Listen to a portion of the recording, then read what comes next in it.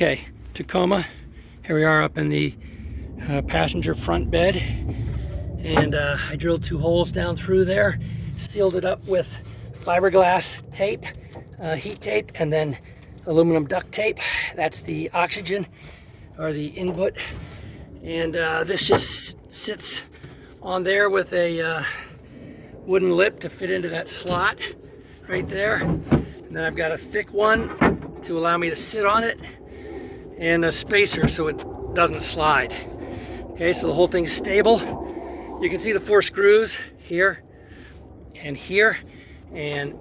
the diesel heater will screw right in there, and those things will screw into the bottom through there, and should be good. And then I'll be able to fill the diesel by opening up this window right here and carefully filling right in through there.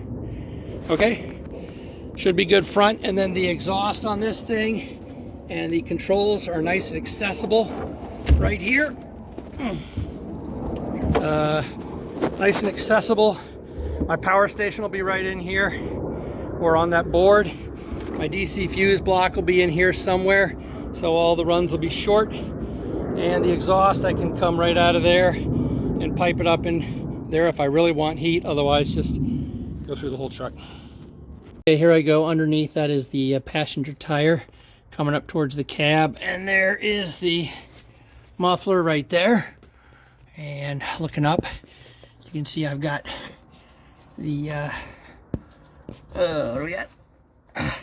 That comes through the truck bed, and then right there next to it is the air filter, and that is hooked on with a hose clamp up on the other side. It looks kind of loose here, but it's hose clamp over there, sealed with fiberglass batting, muffler shield, and aluminum foil tape. All right, and that's the muffler right there. It comes right out above it.